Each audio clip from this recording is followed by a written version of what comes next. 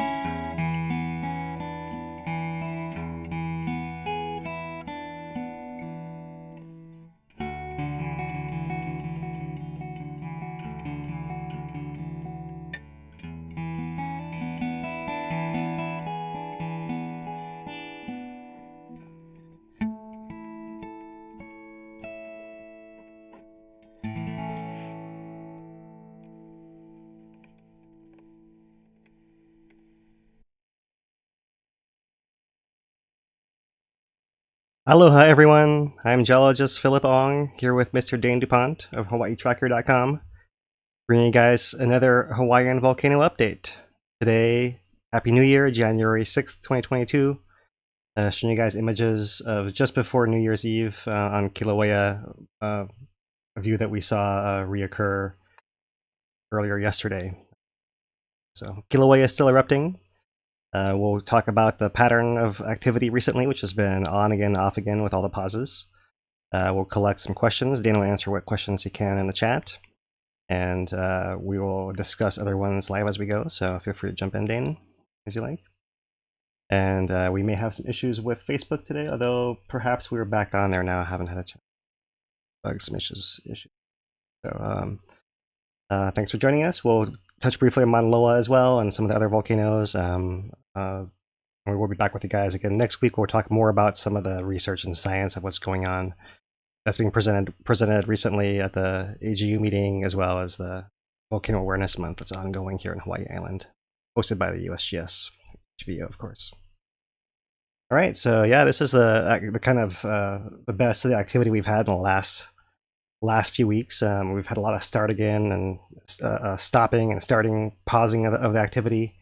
And although that does make it a little iffier as far as trying to plan a visit to go see the thing live and in person, when the activity resumes, it comes back with this big hurrah, right? So like you see the the bubbling coming out of the west vent. You see these multiple streams of lava cascading down into the pond. You see lava coming out underneath this big block of hardened lava rock down here and bubbling out to the channel there. And there's a hole. We're zoomed in pretty far and to the view here. This is the west vent. V1 camera now, and so this is actually when it was recording live at some point. So that's the latest video from USGS, so I'm going to make sure I include that for you guys here of the activity. But we did want to also recap from that V1 camera a little more of the action. Right? So I've really sped it up here, and this is just the past 10 days or so, really sped up. So you really see it, all the activity coming in, and you see everything stop. And then it bursts back in, then it stops, and it bursts back in, and that's the pattern over and over. Really, for the past month or so now. Right? Past 2 weeks, I've seen 3 different pauses. The previous 2 weeks, I'd also seen 3 pauses. By my count, these were 8, 9, and 10. So we just ended our 10th pause, and the volcano at present wouldn't be surprised if it goes into its next one in not too long here. So interesting things to point out while we're looking at this V1 time lapse, compiled by Dane. Mahalo, Dane. Bob Martin was also helping. You can see the growing, the buildup of the cone. It gets quite a bit higher here at the end of this progression. You can see during one of these resurgences in lava, compared to the original low level right here, outlined right down there. You can see that as it comes back, and sometimes little pieces will fall into it. But right there at the very end, that last burst, you see it rose quite a bit. Right, so that's pretty cool. And over here on this part of the image, you can see these 2 hardened chunks of lava that are usually submerged beneath the lake surface. But when activity pauses and the lake surface recedes, you see them reemerge as everything as a whole surface drapes down over them. So better view right there. A little bit psychedelic with all that lightning shaped lava. Yeah.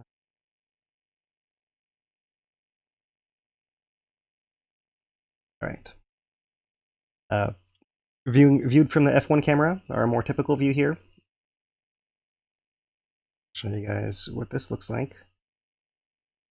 And once again, I've taken now about the past month or so and sped it up quite a bit as well. So you really can see this pattern of pause and burst back out. And when a lava bursts back out, it exceeds the normal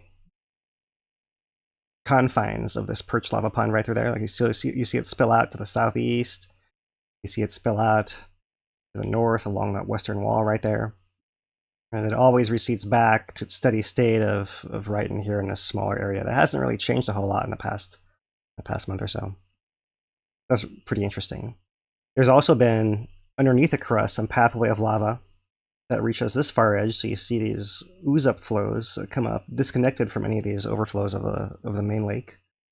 That's been ongoing. You can see what's happening along this down-drop block area back in here, more so. And also along this southeast and eastern wall as well. And so this is really sped up, and I have it looping back and forth. So you're seeing the whole last month of everything really accelerated there. But just this most recent images here, you can see still a little bit of heat coming up, so there's still some clear pathway and a lot of reemerging there. And then one notable thing is during these pauses, we've not seen the lava completely disappear. There's been a small pad of overturning lava. I don't think there's so much lava feeding into this pond as much, but it is holding enough lava to essentially keep an open surface, essentially, and turn over. It does seem like it hardens and then it overturns, and it hardens and overturns. Hard to see that at this speed. But then once again, see that as a typical burst point where the lava comes up underneath a fissure that we imagine is underneath an area like this, right? So it comes up underneath this northern outlet as well as the west vent. And it also leaks out through all the holes on the edge of the west vent on every side. Pours back into the lake. Overflow from this north outlet that goes to the west is the one that goes along this channel wall. So we'll move on from that there. That's been the pattern as viewed from the thermal camera. And one more image released by the USGS is a zoom into that small little ponded area there.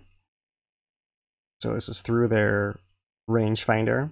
See that circular trim on there, but zooming in, you can see here that within a little depression, the very edge of this lake, the west vent would be right over there, right? We imagine that the west vent, that the fissure is in an orientation something like this. So the inlet has come in from this direction, but it also has come up from that direction, more or less. So we imagine that's probably that deeper one that's keeping some pathway open and providing enough heat and gas, perhaps, to keep this thing overturned and keep the area mostly open.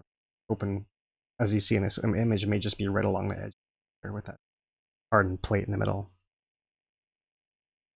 So that's interesting. They do note that the height of this ledge, this levee here, they're calling it, is about 4 meters, 13 feet, something like that. Yeah, let's go down here.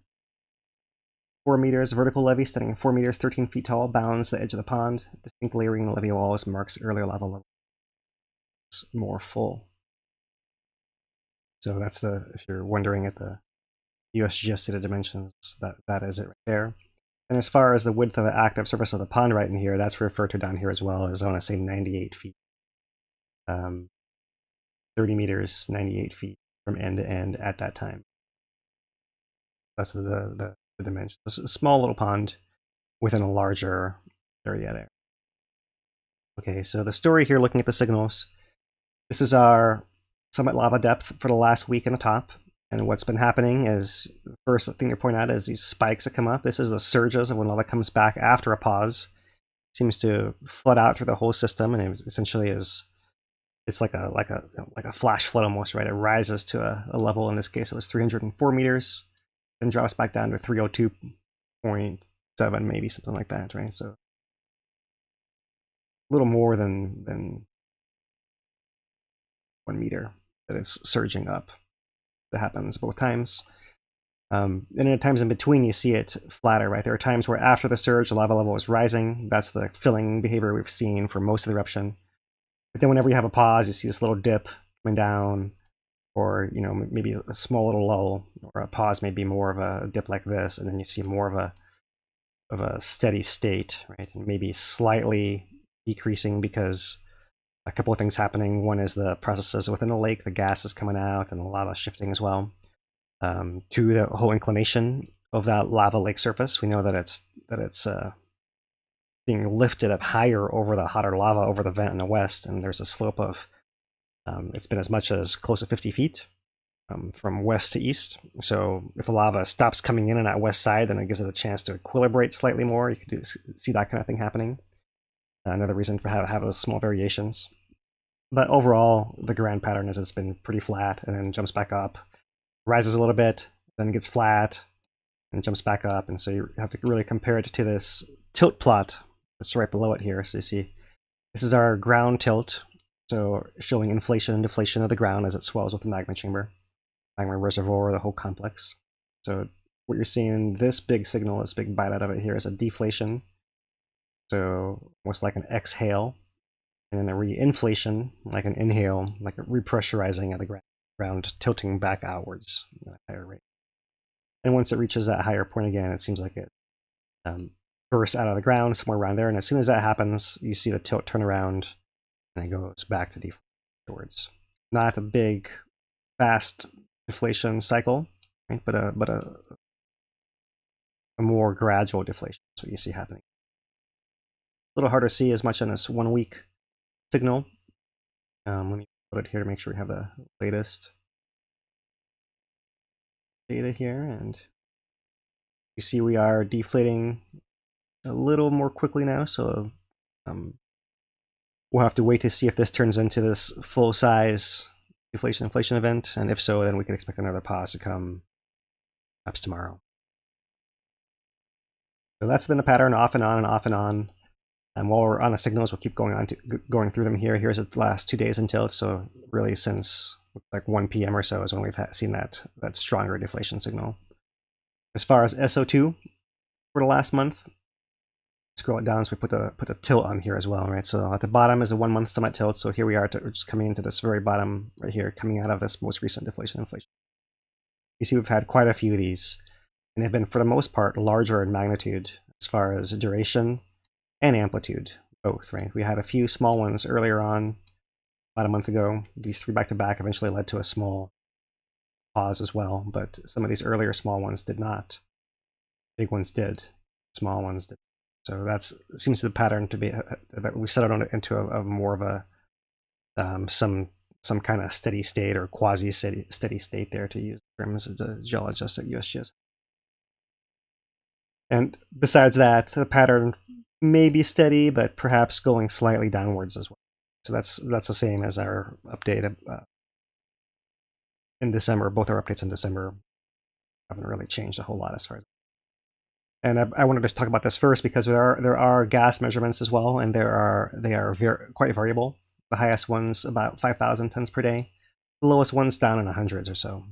And it makes a big difference whether they're measuring it. And I put this up adjacent to each other because these high points are occurring during the high points, pressure and lava-like activity, and the low points are taking place during these lulls, when there's no activity at the surface at all. So there's really been quite a variation. This plot of tilt is perhaps a better proxy for the true gas output of the volcano at present, given the behavior the volcano is exhibiting, than these less frequent plots of the gas right there. What I could do, perhaps, well, we'll look at that. We'll keep moving here. While we're looking at the 1 month, we'll look at the earthquakes. Earthquakes have been fairly steady most of the month. There's been a small peak here in a recent week. However, that's not related to Kilauea as much as the area to the southwest by Pahala, where there was a big earthquake and several aftershocks and shocks as well. So that's the earthquakes.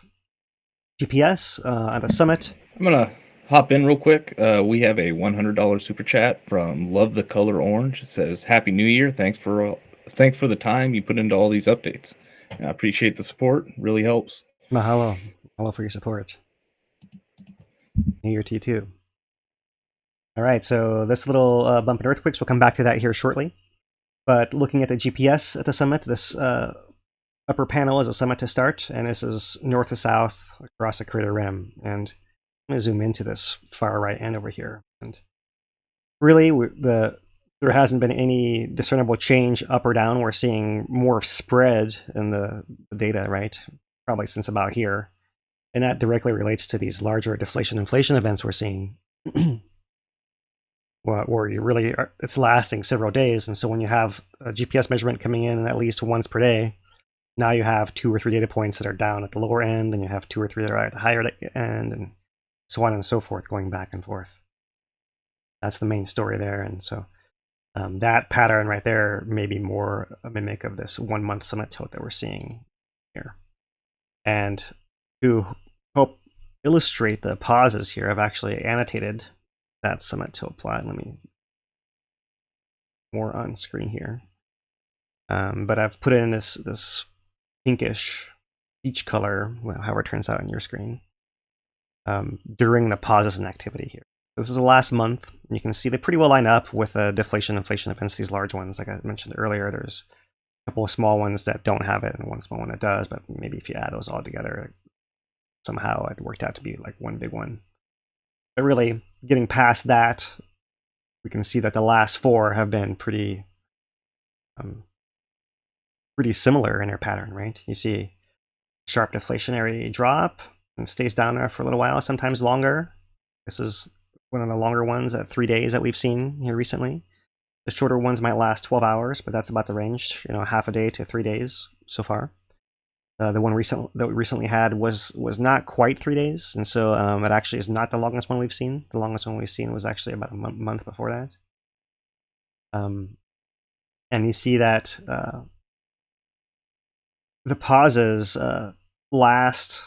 I mean, the inflation comes up, and it's pretty high during a pause still. But I imagine that's while the pressure is working its way up the plumbing system, right? And when it gets to the top, that's when you see that surge out of the top, and then you see this initial drop down, and then it seems to stabilize. And after that is when it goes back into its cycle again. Down and up, surging up, relieving the surge, steady state. And then if I scroll it over, you'll see a similar pattern. You can see the same thing beforehand here, up, down. And we have a little bit of a earthquake offset here. That's that one we're going to talk about, 24th. But similar pattern. Scroll it over. You'd imagine that where we are now, this is a capture from earlier, but came up, we came down, and imagine where we are now would be in this flat part and then waiting for that drop. And so that might be exactly where we are as in the beginning of that drop with that next deflation coming. So it's just a question of whether it's a big drop or a little one, like you see right here. You sometimes have these smaller variations. So it really has got to go over that microradian bar, be the large enough magnitude for then anticipate the pause coming. But the striking thing to me here is you see how frequently these things are coming, right? In the last 14 days, 6 of those days have been in pause by my estimation. So not quite half the time, but nearly half the time it's been in pause. Makes it tricky if you're trying to come and visit, right? You would need a big enough window to guarantee to see the lava at this rate. And one thing that I'll pull out from the USGS Volcano Awareness Month presentations, which are ongoing now. We'll discuss these in more detail next week. We'll talk about that a little bit more in the future, later on in our broadcast. But Dr. Parchetta did say that any one of these deflation-inflation events that causes a pause could be the last activity of this eruption. So it sounds like she would not be surprised if any one of these pauses ends up being the end of the eruption until it stops for a while and then comes back again as after a longer pause or as a new eruption or what have you. Right, so they're essentially seeing the pattern what we saw the last eruption that began in 2020 of this waning pattern, right, the decrease in diffusion, and it can tail off for a while. We were surprised how long it lasted earlier at the beginning of last year, right? It went until May 2021. So we'll see how long it can draw out, but now that it's stopping and starting much more frequently now, this pattern is more reminiscent of the end of the eruption of the last one. So we'll see what happens with that. Something changes, right? The big difference between this eruption and the last eruption, and I'll switch back to our tilt and GPS over here now. The big difference is that in the last eruption, we were spreading or inflating as eruption tailed off, right? Whereas in this eruption is tailing off and we are somewhat at a steady state. So that may be that we're in a different situation than last time as far as how the end game goes. All right, moving on to the East Rift. This is the East Rift GPS line across Pu'u'o. You can see that there's been a contraction across the rift zone with some scatter, right? And still some scatter here at the bottom, but overall it appears like there's no reason to see any change from the contraction. So nothing happening in the East Rift by Pu'u'o that's detectable on GPS or in any other method, right?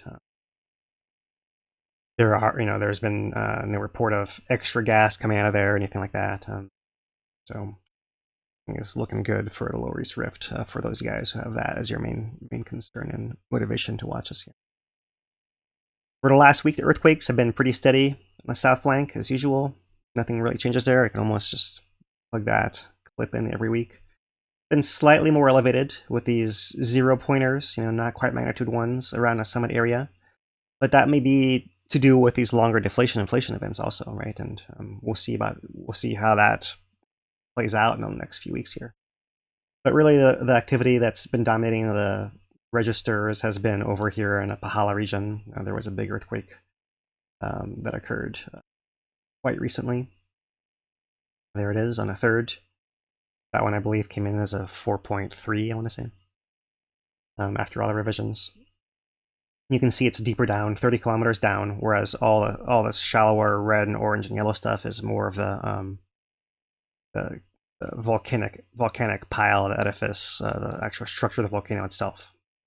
Really, we'd like to see much more resolution just right in there. But since we don't have that here. We can essentially distinguish between what's happening within the volcano and then what's down below and that kind of pipeline farther off to the side. And so you can see within that pipeline zone down by Pahala, there have been times of more earthquakes. Let's call them swarms, if you will, and little gaps, and another swarm, gap, and another swarm, another gap, another swarm. You can see it's been building up or been active for a while already. This is the last month here. I'm sorry. This is actually this is the past week here. We'll look at the last month next down here, but you can see it's been off and on, off and on, off and on, and slight shallowing pattern. So it's almost like little pulses coming through that pipeline coming up into the volcanic system.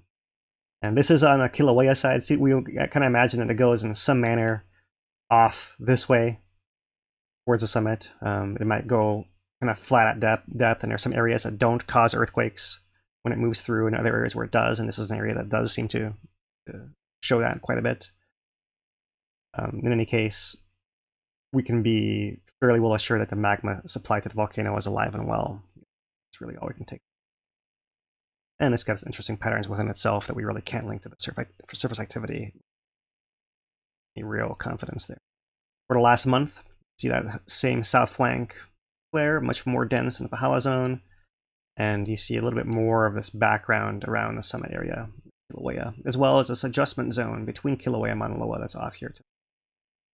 Mauna Loa we'll touch on briefly.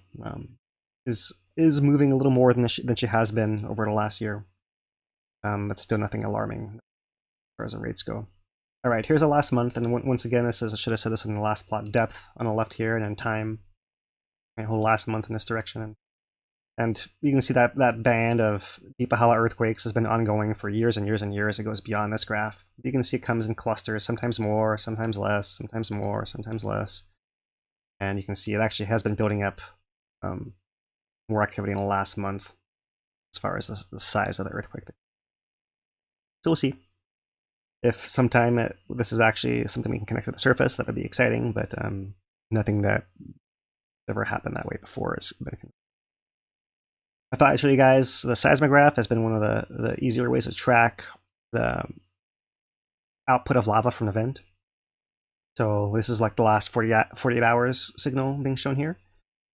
And you can see a typical earthquake, kind of fat on the left, and it tails off to the right. And then everything else here is this kind of whitish stripes, these stripes with a whitish background, I'll call it, right? That's the signal showing that the signal is active, but it's not moving back and forth that much. This is a time of quiet. This was during the pause.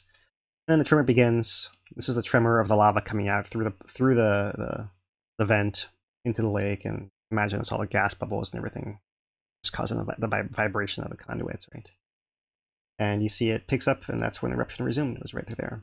And notable within these, that this seems to occur whether the volcano is paused or not.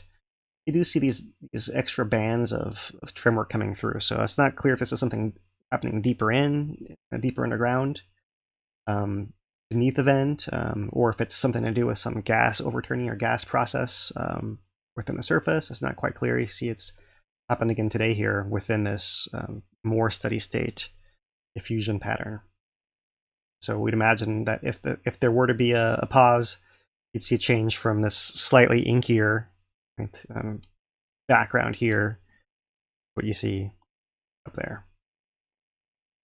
That comes to be or not. All right, so couple final things here on Kilauea. Then want to come back to this publication from 2015 by the USGS HVO group.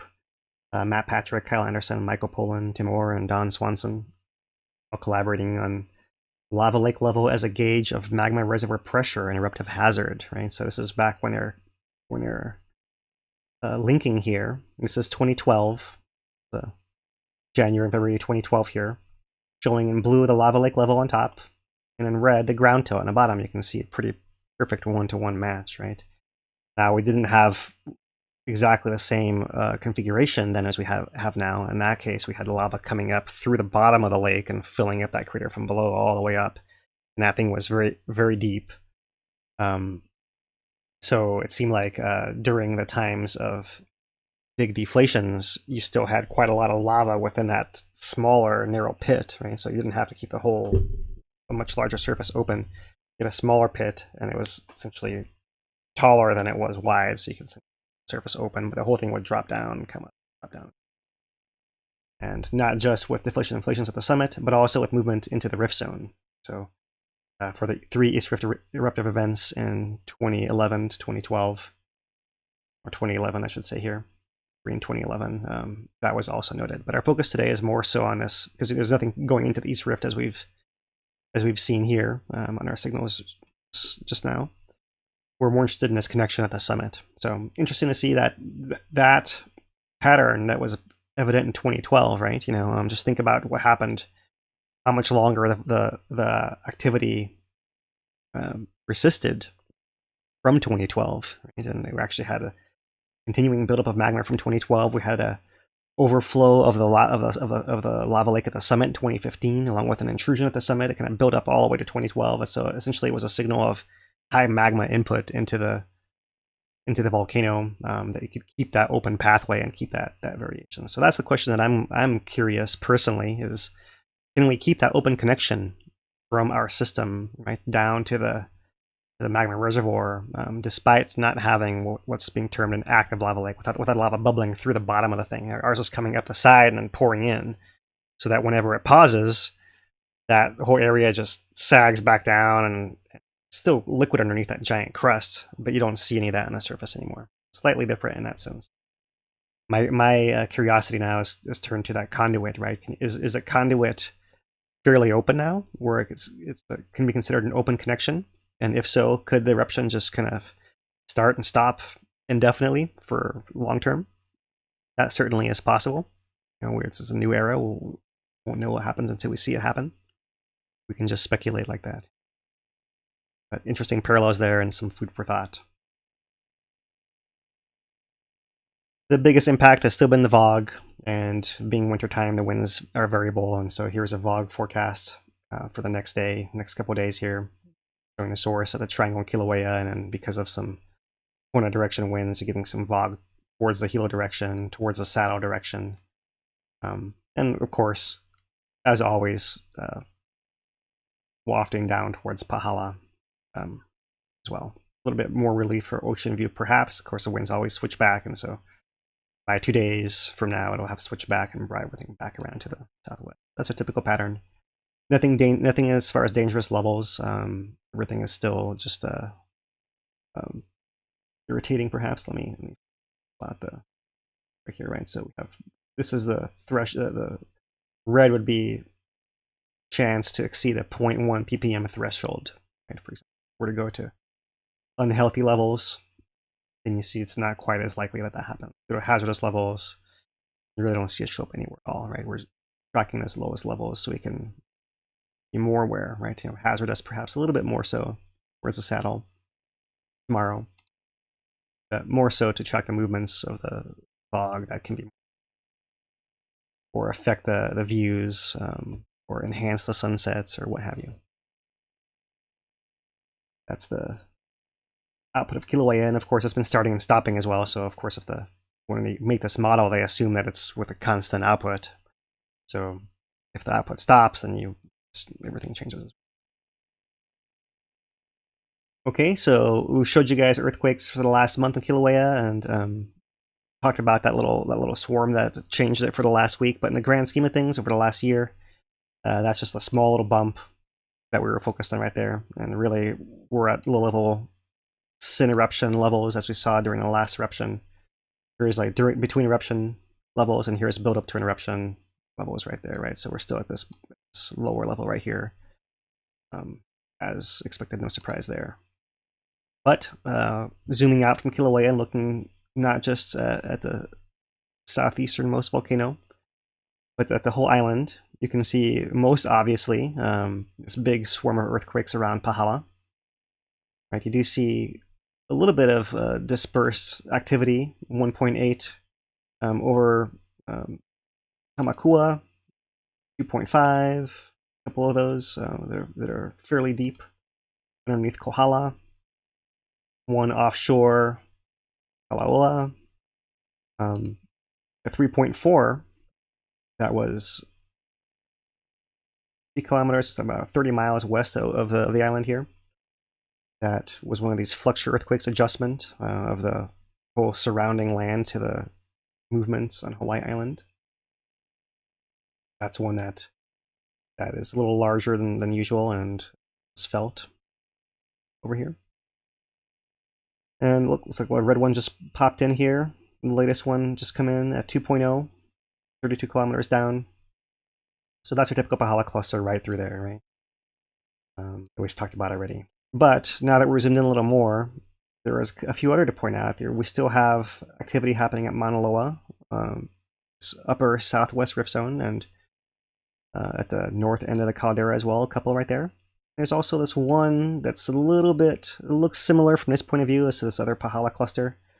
But if we click on it here, we can see it's a different beast because its depth is 8.4 kilometers. This is essentially like a flank, Mauna Loa's south flank, similar to Kilauea's south flank here. That's the depth of that eruption. So 3.8 is decent size. We were having magnitudes of 3s and mid 3s, I want to say about a year ago in this area that were leading up to faster changes in the volcano. It didn't lead to any eruption or anything like that, but it did lead to excursions on the GPS. And so interesting to note that there's one that happened again, and we'll keep an eye on to see if there's any more movement on the south flank. And that's what the volcano likes to do. It's been doing this for a long time. That's what I'd consider normal for Mauna Loa, is it's kind of spreading out, moving its south flank and then injecting magma into building up. It's growing. That's just one of the ways that it can grow. Besides actually erupting as well. Still watching for no signs of that. So earthquake rates on Mauna Loa. This is the whole last year. You can see that's it might be similar to Kilauea. I have a couple of little bumps coming in here in recent months, right? And you can see this is different from the previous interval where Mauna Loa is really quite quiet, unusually quiet for what we've seen. And you can see activity picking up in October a little bit, and this may be a little bit of this lurching of the flank starting to move a little bit as it's adjusting, coming in. So I'll flip from that one past year right to this one, GPS of the past year, and in that same interval you see this really fast extension of the summit caldera and then a contraction of it, right? This is that adjustment of the flank that occurred about a year ago. And then we head up here to quiet, and right around October you can see, oh, looks like it's starting to move again. And it's rising and it's extending, but it's not doing so at nearly the rate. Right? We don't have the previous part of this plot here. It was actually coming up as well before it got steeper here. So you see it coming up at a moderate rate, and once it starts getting steeper, you might expect that it does something similar to before, right? And that's when you might start building your case towards an eruption. As we saw last year, we didn't get far enough with that progression to anticipate an eruption. We're still further back on a flowchart now since we've set everything. That's the last year. We did see it on the tilt. There was an adjustment that occurred in the last few months as well, but really in the last month, you really don't see a whole lot. Very gradual deflation there, and one earthquake spike that's showing up and going everything portion. And so the story is it's still quiet at Mauna Loa. There's Mauna Loa summit earlier today. Still some patches of snow. You'll see some patches of snow from down here in Kilauea as well. Not as much as you can see right here. Still pretty. All right, so I do want to make sure we touched on the last Hawaiian volcanoes, all the other Hawaiian volcanoes that USGS is putting out updates for as well. And not a whole lot going on. Hualai, not a whole lot going on there. 5 small earthquakes on par. Haleakala, no activity. That's normal. Mauna Kea, 64 small earthquakes, all less than 3.0. That's also on par. And the last one, the volcano formerly known as Lo'ihi, Kamae Huakanaloa volcano. Practice that one. Had 97 earthquakes detected during the past month. Most less than 2.5. But there was one earthquake That was a 4.9 on December 24th at 1 a.m., as well as a small earthquake swarm on December 15th. That's the pattern on Mauna Loa there. I'm sorry, on formerly known as Loihi, Kīlauea. And I pulled it up here. There's that 4.9. That's that one right there. 3rd, 24th. And we discussed this the day before that there were some in hindsight, I would call them foreshocks, right? There was like some other earthquakes occurring before that. Led to that big one. There were some other ones afterwards, but everything has quieted down since then, so nothing in the past week or so. That's the other Hawaiian volcanoes. There is Volcano Watch today, as usual. Mahalo at the USGS for continuing that long tradition here. And today's is an interesting one about Alexander Lancaster, who was one of the earliest guides on Kilauea. In fact, guided the early geologists, guided tourists, became the first park ranger of the national park, and all. So you can see here it's interesting to see these old photographs. Right, today we have no trouble recognizing him as his heritage as an African American. He's also had Cherokee heritage.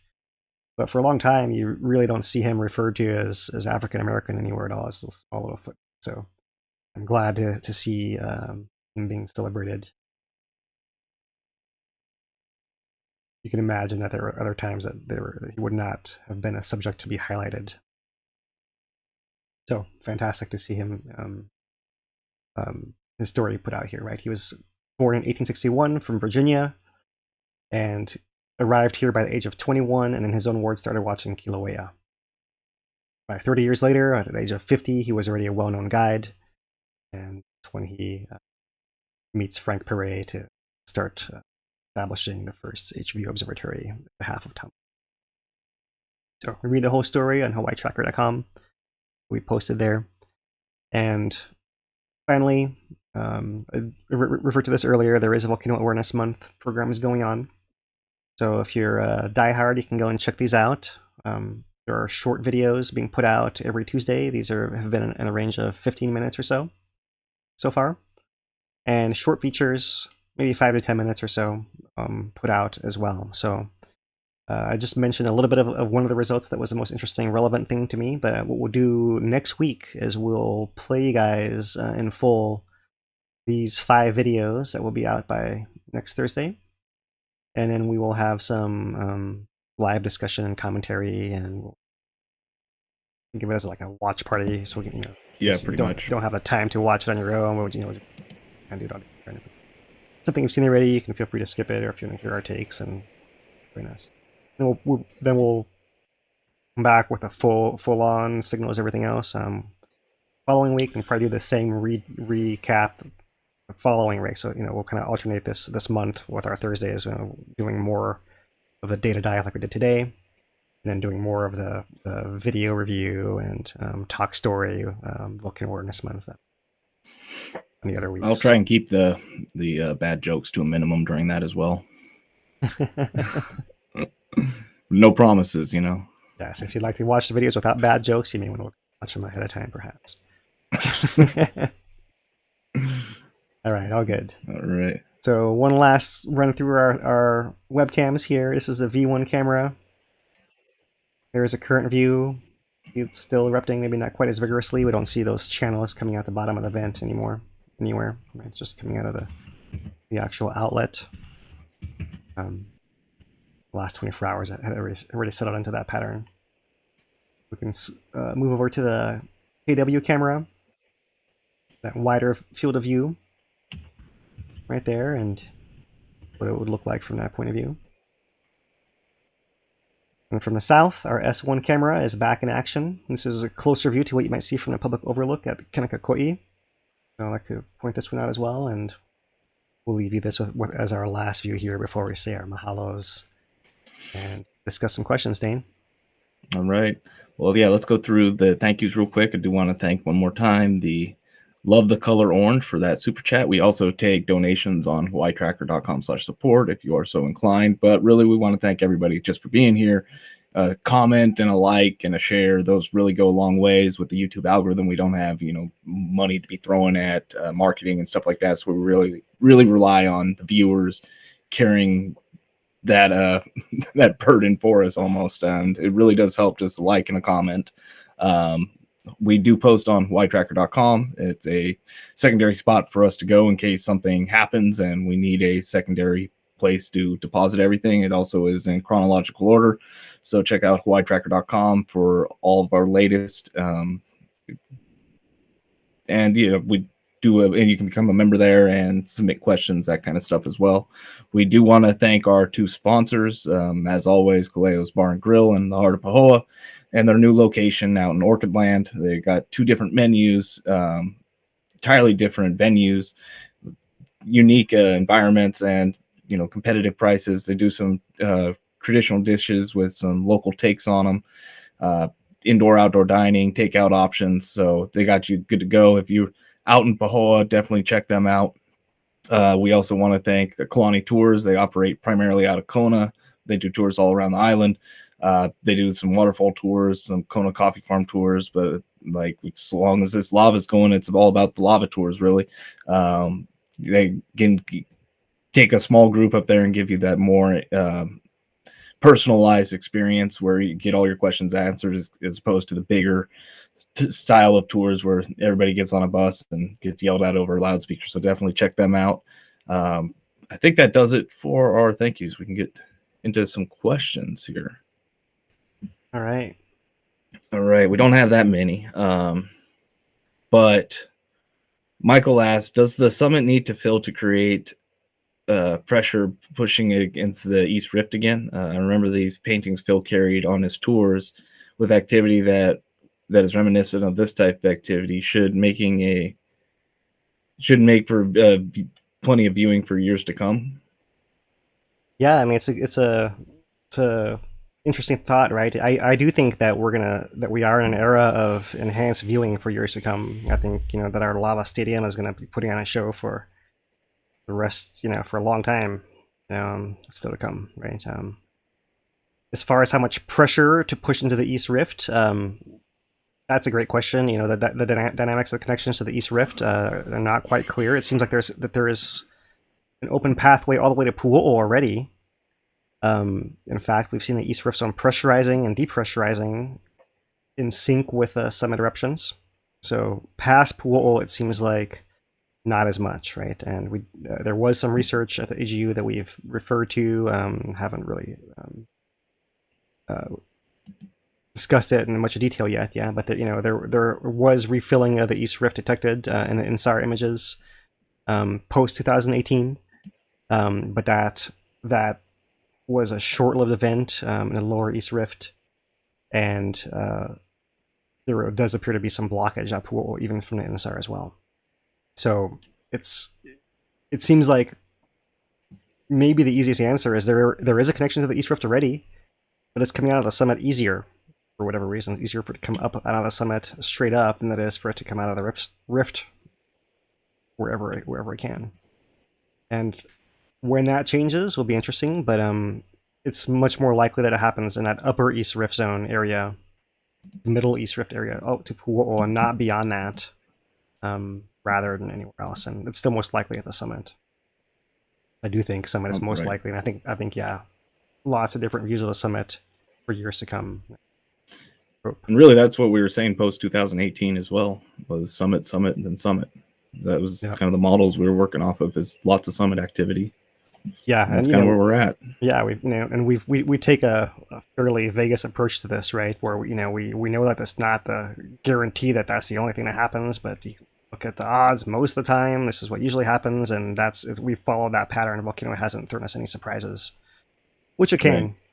But that's why that method works most of the time, and it's worked since 2018 for sure. Yep. I'm gonna kind of concatenate this question. It's not really a question. It was a comment thread by Matt Hackler, but I'm gonna kind of rephrase it and see what you think. So the idea about transitioning to the open conduit from where we are now. right? What is kind of the timeline that is associated with that? What kind of likelihood are we talking about? Is this like just the natural progression that we're seeing, or is it just one of many options here, with all closely weighted almost? And is this gonna is it gonna cave in that bottom of the lava lake that we see now to create a conduit? I don't really believe that there is like any open space on there for it to cave into. But I will say this, and I think this gets to the same place almost. Since the eruption began in December 2020, there's been 20 billion gallons of lava come out of those cracks in the side of the volcano there.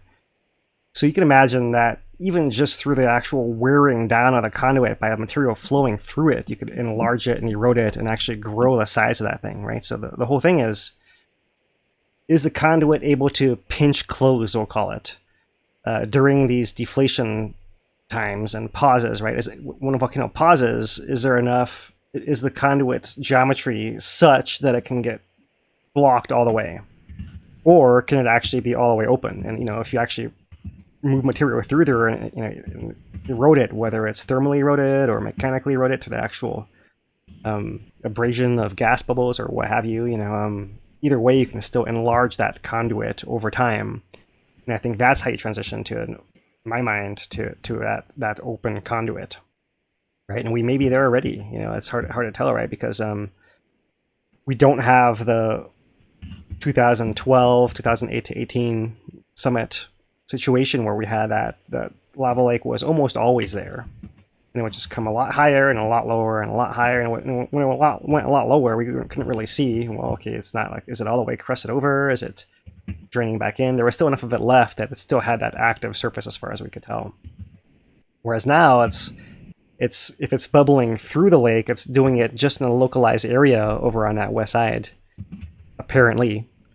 And so we'll see if that west side and that little pond that we just pointed out, if that becomes the new central vent and pond that connects to that conduit.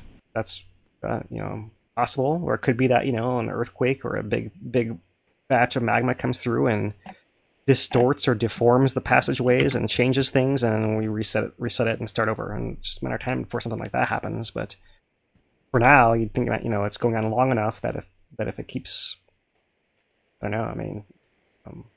pushing its way through, then yeah, that could be the transition we're seeing right now. It's a interesting discussion to have for sure. Right. We haven't seen that process, play out. So it'll be interesting to see, the evolution of it with all this high technology and precision monitoring. Yeah, it should be fascinating for years to come when we do this. Yeah. As well as, of course, for reassure people that it's not going back towards the East Rift Zone or towards our house. It's not. Right. So there is one that from Freeman that kind of plays upon that previous question. So I'm going to just throw it in there. Is there like a theoretical weight limit that floor of the collapsed pit could contain before it was compromised in some way, shape, or form? Like severely compromised? Like, is it just it can hold as much as it needs to, or what do you think? Yeah, I think as much as it needs to is a good way to put it. There is some physical limit, right? Like if you crash some meteorite into the crater with enough force, yeah, you could, but like I think as much lava as you can fit in that crater, you could fit and hold it up. Is it, right? Like you can't break it just with lava. What happened in 2018 was the magma in the rift zone, right? So you have all this injection of magma into the rift zone and then forcing the rift zone open, and that's where you create the spaces over there. So if you were to have a big flank earthquake, then you might be more worried about a collapse and magma migration away from the summit. Had a big jerk in flank movement, or a change in flank movement, or that's what I look for more so as the driving force, right? And one of the new presentations from AGU, discusses the possibility of a buildup of magma downrift of Pool for perhaps 10 years prior to the Lower East Rift eruption in 2018. And if you consider that aspect of it as well, then it takes a lot in that case to actually push the south flank enough to cause the whole dominoes to start falling, right? You have to have a 10-year buildup at the summit and on the flank and induce the earthquake, and then that makes the space, and then that initiates a collapse, and so on and so forth. So I don't think of it as how much lava can fill it. I think as much lava as it can take is the best way to put it, Dane. Right. One of the other things I was thinking about is that the shape of that caldera prior to the return of lava, it's pretty well at distributing that weight, any weight that it has to carry into the sides, into downdrop blocks, stuff like that. That the area that very low area, like where the conduit was, is small and very compromised. Like I just don't see it, hitting a limit and then just draining because it got too much weight, type of thing. Right. Earthquakes change, yeah. All right. Make sure I'm not missing anything. Richard asks, during a harmonic tremor, does magma begin moving first and cause gas to release, or does gas begin to release first and trigger magma movement? That's a great question that I don't know the answer to. I mean, I imagine them going together in some fashion, but I'm sure you could say that one must come before the other, and which one is it? I don't know. Something we could ask of the USGS perhaps someday. But yeah, I don't know. I imagine that the gas. I mean, I think of it as a package deal almost, right? Yeah. It's like a variation in pressure, and so you need to have two different density things that are moving through with different pressures to have a variation in pressure. So if it was only one or only the other, you might see a little less, but the fact that you have both together, I think is how I think it right. is. So. It's almost phrased like it's a chicken and egg question, but really it's more of a package deal. You get one, you get the other. Right. Yeah, I think if you were to have just a gas release, you might see a similar signal. Because you might have a hot gas and moving out or whatever else. I'm not sure. Some not as hot gas in the conduit. I'm not sure how exactly how that works. Interesting things to think about there. And a little bit on that note, and as a tease for when we watch these presentations next week, and one of the distinctions being passed around by the USGS now is whether the lava lakes are active or passive. Active whether it means they're bubbling in through below and all the gas is coming through the lake, and passive means the gas is escaping and flying away. Right, the difference between the 2008 to 18 era and today. Right, and they've been referring to our lake as being passive because most of the gas is being vent in the west vent there, but a little bit hidden in all of this, and we've glossed over this in the past before also, is what about all those other fissures that had actually broken up beneath this crust of the lava lake? Could they still be active? Is lava coming out of them? Is lava going into them? And we really don't know. But it, as a little teaser, it does seem like by labeling these things passive, we are largely discounting any other input sources, and we imagine that this is, I think, phrase it in a way where it's implied that the west vent is the only place lava is coming out of right now. So something else to chew on there. Could there be other vents coming underneath there? What could that be doing? I put this on a tremor part of it because the tremor is, if it's only one vent shutting off, and you imagine the tremor doesn't shut off, you see tremor continuing on. Tremor means no vents active anywhere, even under the lake. And then what does tremor look like from more than one place? And maybe that's why they're stating it that way. Is maybe that gives them some clue that it's just one place. Do one last question here from Sarah asking about the lava delta from 2018. The lava delta is good and stable, right? It was shallow entry point instead of a steep drop off, which is good.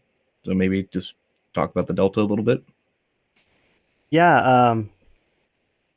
I have not seen anything as far as reports of instability of the delta since 2018.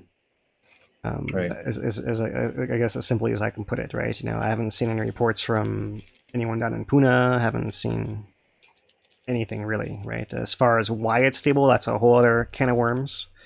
There is a lot of research on that that's coming out as part of the AGU conference. There was several studies that involved the ocean bottom seismometers and sending the submersible to go and analyze the rocks at the lava entry underwater. So that's something we hope to follow up on in the future as well. But yeah, perhaps one key thing is that there was not nearly as much sand in those lava deltas in 2018 as there was in previous entries, like in Kalapana, for example.